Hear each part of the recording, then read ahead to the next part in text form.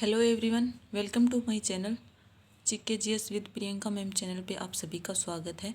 आज हम राज्यपाल पढ़ने वाले हैं जिसे हम पूरा कवर करेंगे और आपको वीडियो को पूरा देखना है अंत तक। और अगर आपको कुछ समझ में नहीं आए तो आपको कमेंट बॉक्स में उस पूछना है कि क्या समझ में नहीं आया। मैं आपके हर एक कमेंट का रिप्लाई करने की पूरी कोशिश करूँगी। तो आपको वीडियो को पूरा देखना है, अंत तक देखना है। बहुत ही आसान और सरल भाषा के अंदर पढ़ाने जा रही हूँ मैं आज आपका टॉपिक राज्यपाल। भारत में केंद्र के समान ही राज्यों में संसदीय शासन प्रणाली का अनुसरण किया गया है, जिसके अंतर्गत समस्त सत्ता को दो भागों में विभाजित किया गया है। सत्ता को है ना, समस्त सत्ता को दो भागों में विभाजित किया गया है, नाम मात्र का और वास्तविक। मतलब राज्यपाल को नाम मात्र का और वास्तविक प्रमुख भी बोलते हैं।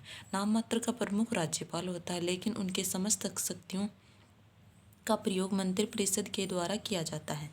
इसका जिसका प्रमुख राज्यपाल होता है।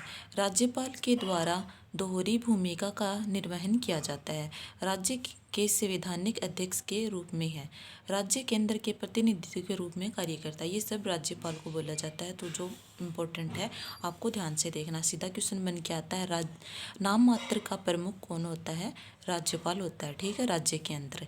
और इनके जो भी सारे अनुच्छेद हैं, उनकी नियुक्तियाँ, उनकी शपथ, उनका कार्यकाल कितने साल का होता है, वो सारे हम अनुच्छेद कवर करेंगे इसी वीडियो के अंदर। तो आपको बने रहना क्लास के अंतर्गत, ठीक है। अनुच्छेद 153 जो राज्यपाल का पहला अनुच्छेद है। प्रत्येक राज्य में एक राज्यपाल होगा। ये कौन से अनुच्छेद के अंतर्गत है? अनुच्छेद 153 के अंतर्गत है। परंतु 7वें संविधान संशोधन 1956 के माध्यम से ये प्रावधान किया गया कि दो या दो से अधिक राज्यों के लिए एक ही राज्यपाल की नियुक्ति की जाएगी, ठीक है। मतलब 7वें संविधान संशोधन कब हुआ था? 1956 के अंदर हुआ था। और इसी के अंदर यह प्रावधान किया गया है दो या दो से अधिक राज्यों के लिए एक ही राज्यपाल की नियुक्ति की जा सकती है, ठीक है। आर्टिकल 154 राज्यपाल की समस्त कार्यपालिका शक्ति राज्यपाल में निहित होती है, जिसका प्रयोग वह स्वयं या उसकी निरस्ता के माध्यम से करेगा। अनुच्छेद 155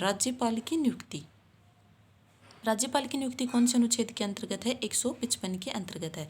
संघीय मंत्रिपरिषद के परामर्श पर राष्ट्रपति के द्वारा राज्यपाल की नियुक्ति की जाती है, ठीक है।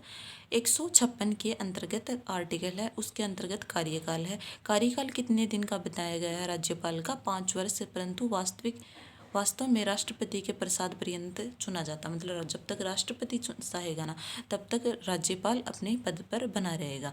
राज्यपाल राष्ट्रपति को अपना त्यागपत्र देकर पहले भी पद से मुक्त हो सकता है। मतलब राज्यपाल चाहे तो पहले भी हट सकता है अपने पद से, कोई उसके वो नहीं है, तो हट सकता है, ठीक है। अनुच्छेद आर्टिकल 157 के अंतर्गत क्या दी गई? योग्यता दी गई है। योग्यता के अंतर्गत क्या दिया गया? वह भारत का नागरिक होना चाहिए। मतलब बाहर से नहीं होना चाहिए। अगर बाहर से है भी तो उसको मतलब भारत की नागरिकता मिली होनी चाहिए, तभी वो राज्यपाल बन सकता है, ठीक है। उसकी आयु 35 वर्ष पूर्ण हो चुकी हो। शर्तें क्या क्या बताई हैं राज्यपाल बनने के लिए? 158 के अंतर्गत शर्त दी गई हैं। कोई भी संसद या विधानमंडल के सदस्यों की नियुक्ति राज्यपाल के रूप में नहीं की जा सकेगी, तथा यदि किसी सांसद या विधानमंडल सदस्य की नियुक्ति राज्यपाल के रूप में की जाती है तो वह पद ग्रहण की तारीख से उसे वहां से त्यागपत्र देना होगा, ठीक है। आर्टिकल 159 में शपथ दी गई है। उच्च न्यायालय के मुख्य न्यायाधीश तथा उसकी अनुपस्थिति में उच्च न्यायालय के वरिष्ठ न्यायाधीश द्वारा राज्यपाल की संवैधानिक व विधि के संरक्षण की शपथ प्रदान की जाती है, ठीक है। इनकी शक्तियों में और क्या क्या बताया गया? कार्यपालिका शक्तियाँ बताई गई हैं राज्यपाल के लिए, और विधायी शक्ति बताई गई हैं, न्यायिक शक्ति बताई गई, वित्तीय शक्ति और सविवेक शक्ति बताई गई हैं, जो आर्टिकल 163 के अंतर्गत दी गई हैं, ठीक है। और आपको जो भी स्क्रीन के ऊपर दिख रहा है ना, उसका स्क्रीनशॉट ले लेना, ताकि आप बाद में पढ़ो तो आपको आसानी हो पढ़ने में, आपको वो नहीं हो, ठीक है। कार्यपालिका शक्ति राज्य की समस्त कार्यपालिका शक्ति राज्यपाल में निहित होती हैं। मतलब जो भी राज्य के अंतर्गत कार्य होंगे वो राज्यपाल में ही निहित होंगे, अर्थात राज्यपाल कार्यपालिका का प्रमुख माना जाता है, ठीक है। 166 के अंतर्गत ये कार्यपालिका शक्ति पढ़ रहे हैं हम, ठीक है। उसके अंतर्गत 166वें आर्टिकल के अंतर्गत क्या दी गई? इसके अंतर्गत राज्य सरकार के समस्त कार्यों का संचालन राज्यपाल के नाम से ही किया जाता है। मतलब जो भी कार्य होते हैं ना राज्य के अंतर्गत, वो उनका संचालन राज्यपाल के नाम से ही किया जाएगा। आर्टिकल 167 इसके अंतर्गत राज्यपाल मुख्यमंत्री से परामर्श तथा विधान के संबंध में सूचना प्राप्त कर सकता है। राज्य में सभी महत्वपूर्ण नियुक्तियां राज्यपाल के द्वारा की जाती हैं। मुख्यमंत्री की नियुक्ति तथा मंत्री, महाधिवक्ता, लोकायुक्त व राज्य निर्वाचन आयुक्त व राज्य लोक सेवा आयोग के अध्यक्ष तथा उन समस्त राज्यों की नियुक्ति, विश्वविद्यालय के कुलपति आदि सभी की नियुक्तियां ने राज्यपाल के द्वारा की जाती है। तो सीधा क्वेश्चन बन के आ जाता है, मंत्रिपरिषद की मतलब महाधिवक्ता की नियुक्ति कौन करता है और लोकायुक्त की नियुक्ति कौन करता है, तो आपको ध्यान से देखना है। ठीक है, आगे हम पढ़ते हैं विधायी शक्तियाँ कौन कौन सी दी गई हैं इसके अंतर्गत। विधायी शक्तियाँ आर्टिकल 168 के अंतर्गत, इसके अंतर्गत राज्यपाल विधानमंडल का अंग होता है। राज्यपाल विधानमंडल का अंग माना जाता है। ठीक है, अर्थात विधानमंडल का गठन राज्यपाल के विधानसभा तथा विधान परिषद को मिलकर होता है। राज्यपाल द्वारा विधान परिषद में 1/6 सदस्यों को मनोनीत किया जाता है, जिसका संबंध साहित्य, विज्ञान, कला, समाज सेवा व सहकारी आदि क्षेत्रों से होता है। सीधा स्टेटमेंट के अंदर क्वेश्चन बन के आते हैं ना आजकल, आपको पता ही है। वनडे एग्जाम हो या फिर कोई भी एग्जाम हो, स्टेट लेवल हो या फिर सेंट्रल लेवल हो, उसमें सभी के अंतर्गत है ना आजकल स्टेटमेंट में क्वेश्चन पूछे जाते हैं। तो उसके अंतर्गत ये पूछने के बहुत ज़्यादा चांस है। राज्यपाल के विधानमंडल में कितने सदस्यों को मनोनीत किया जाता है, तो 1/6 सदस्यों को मनोनीत किया जाता है। और वो कौन कौन से क्षेत्र से होते हैं ये भी ध्यान रखना आपको। साहित्य के क्षेत्र, विज्ञान के क्षेत्र, कला, समाज सेवा और सहकारी आदि क्षेत्रों से होते हैं। यह आपके हर एक एग्जाम के लिए बहुत ही ज़्यादा इंपॉर्टेंट है, तो आपको अंत तक क्लास को पूरा देखना है। ठीक है, तभी जाके समझ में आएगी, स्किप करके नहीं जाना है।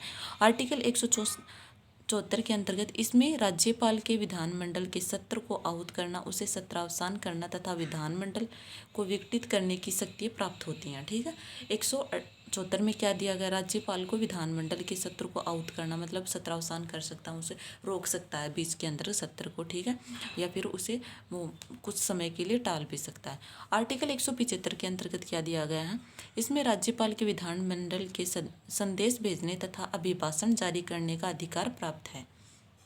विधानमंडल में संदेश भेजने का अधिकार किसका होता है, राज्यपाल का होता है। आर्टिकल 200, इसमें राज्य विधानमंडल के पारित विधेयक राज्यपाल की सहमति के लिए भेजे जाते हैं तथा राज्यपाल की अनुमति से ही विधेयक अधिनियम का रूप ग्रहण करते हैं। राज्यपाल के द्वारा विधेयक को राष्ट्रपति की अनुमति के लिए आरक्षित किया जाता है, मतलब जो भी विधानमंडल के अंतर्गत जो भी विधेयक रखा जाता है ना, वो राज्यपाल की अनुमति से ही अधिनियम बनता है। ठीक है, राज्यपाल जब तक साइन नहीं करेगा तब तक कोई भी विधेयक अधिनियम नहीं बनेगा। ठीक है, आर्टिकल 113 के अंतर्गत राज्यपाल के अध्यादेश जारी करने की शक्ति किसके अंतर्गत है, 113 के अंतर्गत है। न्यायिक शक्ति कौन कौन सी है राज्यपाल की, 161 के अंदर राज्यपाल अनुसूची व राज्यपाल है ना राज्य सूची, समवर्ती सूची से संबंधित अपराधों के दंड को कम कर सकता है या रोक सकता है। राज्यपाल संघ सूची से संबंधित अपराध व सैन्य न्यायालयों के द्वारा दी गई दंड को परिवर्तित नहीं कर सकता है। आर्टिकल 133 के अंतर्गत क्या 233 के अंतर्गत क्या दिया है, इसमें राज्यपाल के द्वारा जिला न्यायाधीशों की नियुक्ति की जाती है। राज्यपाल के द्वारा जिला न्यायाधीशों की नियुक्ति की जाती है। ठीक है, ये दिया गया है 233 के अंतर्गत। वित्तीय शक्ति कौन कौन सी बताई गई है राज्यपाल की, राज्यपाल के नाम से प्रतिवर्ष बजट जारी किया जाता है, मतलब राज्य के अंतर्गत है ना बजट किसके नाम से आता है, राज्यपाल के नाम से आता है। राज्यपाल की पूर्व सहमति से समस्त धन विधेयक विधानमंडल में प्रस्तावित किया जाता है। राज्यपाल की आकस्मिक निधि व राज्यपाल का नियंत्रण होता है। राज्यपाल के द्वारा राज्य वित्त आयोग का गठन किया जाता है, मतलब सीधा क्वेश्चन बन के आ जाता है, राज्य वित्त आयोग का गठन किसके द्वारा किया जाता है, राज्यपाल के द्वारा किया जाता है।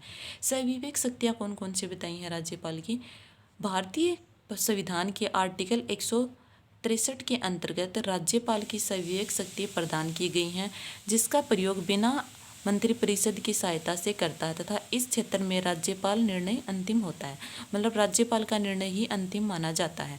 आर्टिकल 356 राज्य के संवैधानिक तंत्र में विफलता का प्रतिवेदन केंद्र को भेजता है। ठीक है, आर्टिकल 371 इसके अंतर्गत महाराष्ट्र, गुजरात, नागालैंड, अरुणाचल प्रदेश, सिक्किम, गोवा और कर्नाटक और आंध्र प्रदेश हैं और राज्यपालों के विशेष उत्तराधिकार दिए गए हैं। इस प्रकार हमारे जो राज्यपाल का टॉपिक है ना, जो वनडे एग्जाम के अंतर्गत जो मतलब जो भी इससे बाहर आपको कुछ भी नहीं मिलेगा। सारे एग्जाम के लिए वनडे एग्जाम जो भी होते हैं सेंटर में, उसके अंतर्गत सभी के लिए बहुत ही ज़्यादा इंपॉर्टेंट है। एसएससी और रेलवे या फिर कोई भी अदर एग्जाम हो, उसके लिए बहुत ही ज़्यादा इंपॉर्टेंट क्लास है। तो आपको क्लास को अंत तक देखना था, और नहीं देखा है तो स्किप करके, आपको अगर समझ में नहीं आया तो आप शुरू से दोबारा से क्लास देख सकते हो, ठीक है।